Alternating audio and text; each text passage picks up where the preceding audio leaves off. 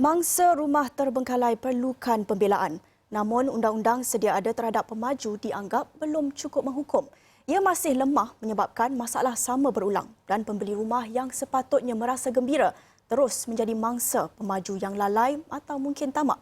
Kita ikuti laporan wartawan Astro Awani Hilmi Malik.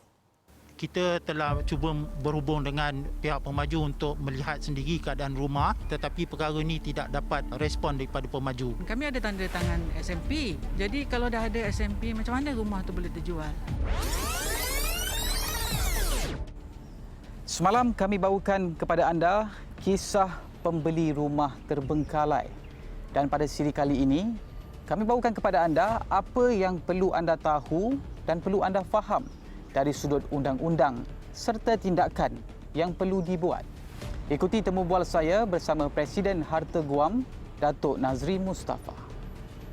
Presiden Harta Guam, Datuk Nazri Mustafa berkata denda sedia ada masih belum memadai sekaligus memerlukan pindaan. Kalau jika ada projek yang gagal, syarikat ataupun pengarahnya boleh didenda maksimum RM500,000. Adakah jumlah itu besar? Adakah jumlah itu benar-benar merupakan satu punishment kepada pemaju-pemaju yang gagal? Pada pendapat saya, ia perlu ditingkatkan lebih lagi. Tapi sekurang-kurangnya, kalau dia tak dapat untuk bayar kembali dalam bentuk wang pun, sekurang-kurangnya kita dapat bawa pengarah dia ke muka pengadilan, dapat charge dia penjara. So, sebab perkara ini tak berlaku, jadi orang tak takutlah. Pemaju tak takut. Tindakan menyenarai hitam pemaju bermasalah juga tidak mendatangkan kesan.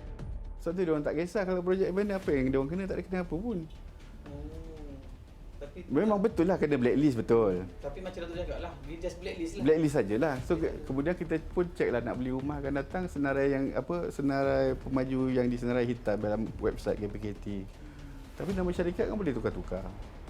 Mangsa bagaimanapun perlu memahami proses guaman tidak menjamin kesemua wang mereka dikembalikan, terutama jika melibatkan pemaju yang muflis. Selain itu, Nazri berkata pembeli perlu sedar akan peranan pihak pemaju penyelamat atau liquidator yang tampil untuk menyiapkan segala projek terbengkalai. So saya rasa ada salah faham sikit tentang kenyataan liquidator mengenakan bayaran tambahan. Saya rasa yang dimaksudkan kalau bayaran tambahan sehingga RM50,000, RM100,000 itu adalah kos tambahan untuk menyelamatkan projek berkenaan dan menyambung semula pembinaan. Sebab liquidator ini memang mereka ada hak untuk mengenakan yuran dan itu juga ada di dalam winding up rules, dia punya skala, dan juga untuk mengeluarkan documentation ataupun consent untuk projek-projek yang sedia ada yang mereka ambil alih daripada pemaju, memang mereka ada rights untuk mengenakan yuran.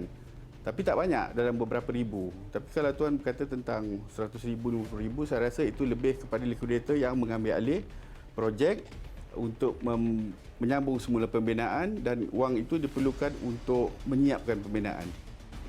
Selain itu, Nazri menyarankan mangsa projek perumahan terbengkalai agar mengadakan rundingan bersama pihak bank bagi tujuan penjadualan semula pembayaran. Ujar Nazri, pelaksanaan akta baru tidak mustahil dilakukan. Malah ia bakal menjadi kunci kuasa kepada mangsa teraniaya. Apa yang berlaku ketika ini jelas menyaksikan sistem perundangan berhubung isu perumahan terbengkalai masih lemah. Persoalannya di sini sampai bila perkara sama akan terus berulang. Pokok pangkalnya terletak kepada tindakan kerajaan, khususnya pihak Kementerian Perumahan dan Kerajaan Tempatan KPKT. Laporan Hilmi Malik, Astro Awani.